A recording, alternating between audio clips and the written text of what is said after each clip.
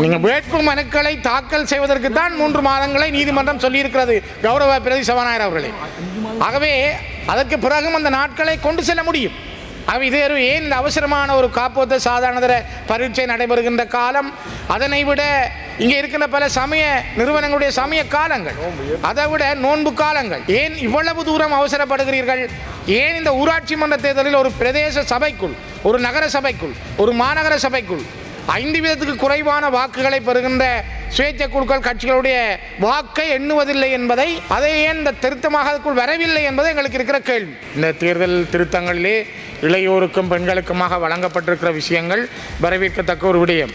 ஆனால் இன்னும் ஒரு விடயம், இந்த உள்ளூர் அதிகார சபை தேர்தல்களிலே 60-40% இருக்கின்ற இந்த நடைமுறைகள் எப்பொழுதும் ஒரு சரியான ஆட்சியை அந்த சபைகள் அமைக்க முடியாத ஒரு தொங்கு நிலை உருவாக்கப்பட்டிருக்கிறது.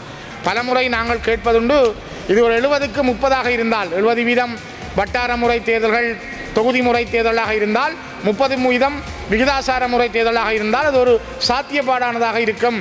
2023ஆம் ஆண்டு மார்ச் மாதம் 9ஆம் தேதி நடத்தப்பட வேண்டிய உள்ளூர் அதிகார சபை தேர்தல்கள் நீண்ட காலங்கள் இழுபட்ட நிலையில் நீதிமன்ற தீர்ப்புகளோடு இன்றைய தினம் நீங்கள் விசேட ஏற்பாடுகளை செய்திருக்கிறீர்கள். இதிலே குறிப்பாக 2023ஆம் ஆண்டின் 30ஆம் இலக்க உள்ளூர் அதிகார சபைகள் திருத்தச் சட்டத்தின் மூலமாக 2023ஆம் ஆண்டு நவம்பர் 17ஆம் தேதி என்று நடைமுறைக்கு வந்துள்ள அடிப்படையிலே இளைஞர்களுக்கான இளையோருக்கான சந்தர்ப்பம் ஒன்று வழங்கப்பட்டிருக்கிறது. ஆனால் இதற்கு ஊடாக பெண்களுக்கு ஏற்கனவே 25% வழங்கப்பட்டதும் இருக்கிறது. இது ஒரு நல்ல விடயங்கள். இந்த தேர்தல் திருத்தங்களிலே இளையோருக்கும் பெண்களுக்குமாக வழங்கப்பட்டிருக்கிற விஷயங்கள் வரவேற்கத்தக்க ஒரு விடயம். ஆனால் இன்னும் ஒரு விடயம், இந்த உள்ளூர் அதிகார சபை தேர்தல்களிலே 60-40% இருக்கின்ற இந்த நடைமுறைகள் எப்பொழுதும் ஒரு சரியான ஆட்சியை அந்த சபைகள் அமைக்க முடியாத ஒரு தொங்கு நிலை உருவாக்கப்பட்டிருக்கிறது. அண்மை காலங்களில் நீங்கள் நாட்டில் இவ்வளவு வெற்றிகளை பெற்றுக்கொண்ட என்பிபி கூட எல்பிட்டிய தேர்தலில் ஒரு தொங்கு நிலையை அடைந்திருப்பதை நாங்கள் பார்க்கக்கூடியதாக இருக்கிறது. ஆகவே இது நடக்கப் போகிற இந்த ஊராட்சி மன்ற தேர்தல்களில் எந்த சபை பெரும்பான்மையான ஆசனங்களை பெற்று அமைப்பது என்பது அந்த வட்டாரங்களில் பெறுகின்ற பிரதிநிதிகளை கொண்டு தீர்மானிப்பதை விட மேலதிகமான பிரதிநிதிகளும் அங்கே உள்ளிருக்கப்படுகின்ற பொழுது இந்த நிலைமை தோன்றுகிறது. குறிப்பாக பூநகரி பிரதேச சபையை எடுத்துக்கொண்டால் 11 வட்டாரங்கள், 11 பேர் வட்டாரங்களில் தெரிவு செய்யப்படுகிறார்கள். ஆனால் மேலதிகமாக 9 பேர் பிரதிநிதிகளாக நியமிக்கப்படுகின்றார்கள். அங்கே 20 பேர் வருகிறார்கள். 20 பேர் வருகிறார் என்றால் அதிலே வெவ்வேறு கட்சிகளில் வர்ற பொழுது உண்மையிலே பெரும்பான்மையான அதிகாரங்களை, பெரும்பான்மையான உறுப்பினர்களை வட்டாரங்களில் வென்ற ஒரு கட்சி தன்னுடைய ஆட்சியை அமைக்க முடியாத நிலைமை உருவாகும். இது இந்த நாட்டில் இருக்கிற மிகப்பெரிய குறைபாடு. இந்த திருத்தங்களுக்குள்ளே நீங்கள் இந்த விடயங்களை கொண்டு வந்திருக்கக்கூடும். இது பற்றி பேசியிருக்கலாம். நாங்கள் இது பல முறை சொல்லியும் தவிர்க்கப்பட்டிருக்கிற. இதனால் தான் பல முறை நாங்கள் கேட்பதுண்டு, இது ஒரு 70-30 இருந்தால், 70% வட்டார முறை தேர்தல்கள் தொகுதி முறை தேர்தலாக இருந்தால், 30% விகிதாசார முறை தேர்தலாக இருந்தால் அது ஒரு சாத்தியப்பாடானதாக இருக்கும். ஏனென்றால் இளையோர்களுக்கு கொடுக்கப்பட்டதும் பெண்களுக்கு கொடுக்கப்பட்டதும் ஒரு நல்ல விடயம். அதே போல் இதுவும் இருந்திருந்தால் இன்னும் சிறப்பானது.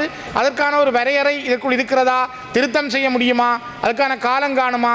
நீங்கள் நீதிமன்றம் தந்திருக்கிற 3 மாத காலத்துக்குள் தேர்தலை நடத்த வேண்டும் என்ற முனைப்பு இருக்கிறது. நாங்கள் வரவேற்கிறோம்.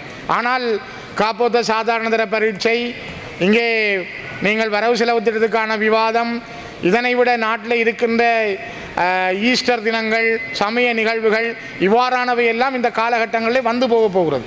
இதற்குள் இந்த தேர்தலுக்கான பிரச்சாரம் என்பது, இங்கே இருக்கின்ற பலர் தான் அந்தந்த தங்களுடைய இடங்களுக்கு சென்று பிரச்சார பணிகளிலும் ஈடுபட வேண்டும். இந்த திகதி என்பது ஏப்ரல் மாதத்தில் நடத்தப்படுவது என்பதும் ஒரு எங்களை பொறுத்தவரை நான் நினைக்கிறேன் அது ஒரு நெருக்கடியானதாக இருக்கும். இந்த நெருக்கடிகளை நாங்கள் பதிவு செய்கிறோம். தேர்தல் திணைக்களம் அல்லது அரசாங்கத்தினுடைய தெரிவுகளில் திகதிகளில் நீங்கள் கொஞ்சம் பின்தள்ளி போவது பொருத்தமானதாக இருக்கும் என்பது என்னுடைய கருத்தாக நான் இந்த இடத்திலே பதிவு செய்கிறேன். மிக முக்கியமாக இந்த ஊராட்சி மன்ற தேர்தல்களில் வருகின்ற எண்ணிக்கை, சாதாரணமாக ஒரு பாராளுமன்ற தேர்தல் அல்லது ஒரு மாகாண சபை தேர்தல்களில் 5% குறைவான வாக்குகளை ஒரு கட்சி பெற்றிருந்தால் அல்லது ஒரு சுயேட்சை குழு பெற்றிருந்தால் அது கணக்கில் எண்ணுவதற்கு எடுக்கப்படுவதில்லை. ஆனால் பிரதேச சபைகள் இந்த ஊராட்சி மன்ற தேர்தல்களில் 5% குறைவான வாக்குகளை ஒரு சுயேட்சை குழுவோ கட்சியோ பெற்றிருந்தால் அவை எண்ணப்படுகின்றன. அவ்வாறு எண்ணப்படுகிற பொழுதுதான் இந்த மேலதிக உறுப்பினர்கள் என்ற விடயம் இந்த ஊராட்சி மன்றங்களிலே மிகப்பெரிய பிரச்சனைக்குரிய விடயமாக மாறுகிறது. ஏன் இலங்கையிலே பாராளுமன்றத்திற்கும் மாகாண சபைக்கும் இருக்கிற அந்த 5% நடைமுறை என்பதை ஏன் இந்த ஊராட்சி மன்ற தேர்தலில் அரசாங்கம் பின்தள்ளி வைக்கிறது? ஏன் அந்த திருத்தத்தை உங்களால் அதிலே கொண்டு வர முடியாமல் போனது? நாட்டிலே எல்லா தேர்தல்களுக்கும் ஒரு சட்டம் இருந்தால், அது ஜனாதிபதி தேர்தலாக இருந்தால், மாகாண சபை தேர்தலாக இருந்தால், பாராளுமன்ற தேர்தலாக இருந்தால் 5% ஆக குறைந்ததாக இருக்கிறது. ஆனால் ஏன் இந்த ஊராட்சி மன்ற தேர்தலில் ஒரு பிரதேச சபைக்குள், ஒரு நகர சபைக்குள், ஒரு மாநகர சபைக்குள் 5% குறைவான வாக்குகளை பெறுகின்ற சுயேட்சை குழுக்கள் கட்சிகளுடைய வாக்கை எண்ணுவதில்லை என்பதை, அதை ஏன் இந்த திருத்தமாக அதுக்குள் வரவில்லை என்பது எங்களுக்கு இருக்கிற கேள்வி. இதை இந்த திருத்தமாக நீங்கள் கொண்டு வந்திருக்கலாம். இது ஒரு சின்ன விஷயம். இன்றைக்கு 3/2 பெரும்பான்மையோடு நீதிமன்ற கட்டளையின் பிரகாரம் நீங்கள் வாக்கெடுப்பின் மூலமாக இந்த சட்ட மூலத்தை நிறைவேற்ற வேண்டும் என்பது இருக்கிற பொழுது இந்த சின்ன விடயங்களும் உள்ளீர்க்கப்பட்டிருக்கலாம். ஆகவே கௌரவ பிரதி சபாநாயகர் அவர்களே, ஒரு ஊராட்சி மன்றங்கள் என்பது அடிப்படையில் அந்த மக்களுடைய வீதிகள், மக்களுடைய கழிவகற்றல், அந்த கிராமங்களுடைய வளர்ச்சி, மக்களுக்கான அடிப்படை தேவைகளை சொல்லுகின்ற ஒரு மிக முக்கியமான நிறுவனமாக அமைந்திருக்கிறது. கிட்டத்தட்ட அது ஒரு குட்டி அரசாங்கம். அந்த குட்டி அரசாங்கம் என்பது தன்னுடைய அதிகாரத்தை பயன்படுத்தி அந்த மக்களுக்கான பணிகளை சிறப்பாக ஆற்றுவதே இந்த ஊராட்சி மன்றங்களுடைய மிகப்பெரிய கடமை. இந்த ஊராட்சி மன்றங்களுடைய கடமையைத்தான் மக்கள் முகம் பார்த்து வாக்களிக்கிறார்கள். இவர் செய்வார், இவர் இதுக்கு ஆற்றுவார், இவர் இந்த பணியை செய்வார் என்ற விடயத்தை அவர்கள் கையாளுகிறார்கள், மக்கள் விரும்புகிறார்கள். அவர் அடிமட்டத்தில் ஒரு கீழ்மட்ட நிலையிலே இருக்கின்ற அரசியல் தலைவர்களை, ஒரு 3ஆம் நிலை அரசியல் தலைவர்களை உருவாக்குகின்ற ஒரு இடமாகவும் கூட இந்த நிலைமை இருக்கிறது. ஆகவே முக்கியமாக பிரதி சபாநாயகர் அவர்களே, நாங்கள் வலியுறுத்துகின்ற விடயம், இது ஒரு அடிப்படையில் இருக்கின்ற இந்த ஊராட்சி மன்றங்கள் ஏன் கொஞ்சம் அவசரப்படுகிறீர்கள்? நீங்கள் வேட்பு மனுக்களை தாக்கல் செய்வதற்கு தான் 3 மாதங்களை நீதிமன்றம் சொல்லியிருக்கிறது கௌரவ பிரதி சபாநாயகர் அவர்களே. ஆகவே அதற்கு பிறகும் அந்த நாட்களை கொண்டு செல்ல முடியும். இது ஏன் இந்த அவசரமான ஒரு காப்போத்த சாதாரணதர பரீட்சை நடைபெறுகின்ற காலம், அதனை விட இங்கே இருக்கின்ற பல சமய நிறுவனங்களுடைய சமய காலங்கள், அதை விட நோன்பு காலங்கள், இந்த நோன்பினுடைய காலங்கள், இவை எல்லாமே இருக்கிற பொழுது ஏன் இவ்வளவு தூரம் அவசரப்படுகிறீர்கள்?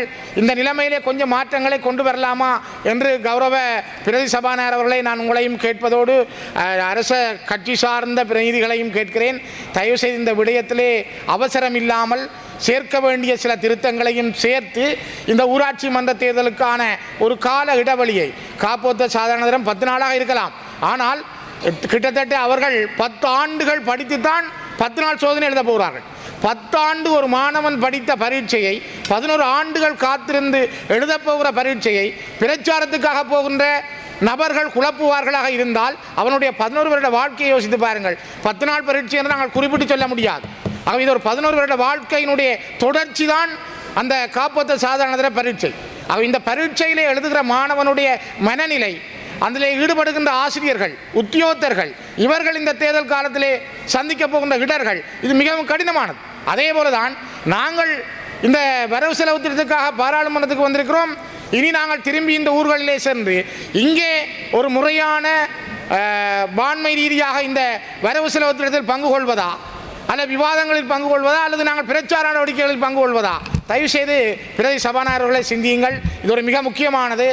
இந்த விடயத்திலே இந்த திகதியை கொஞ்சம் மாற்றம் செய்யுங்கள். எண்ணப்படுகின்ற வீதத்தில் அந்த 5% என்பதை யோசியுங்கள். இதிலே உறுப்பினர்களுடைய எண்ணிக்கை கூட வட்டாரங்களுக்கு முக்கியத்துவம் கொடுங்கள். வட்டாரங்களில் வெல்லுகின்ற கட்சி அந்த சபையை கையில் எடுத்து ஆட்சி அமைக்கக்கூடிய வல்லமை கொண்டதாக இருக்க வேண்டும்.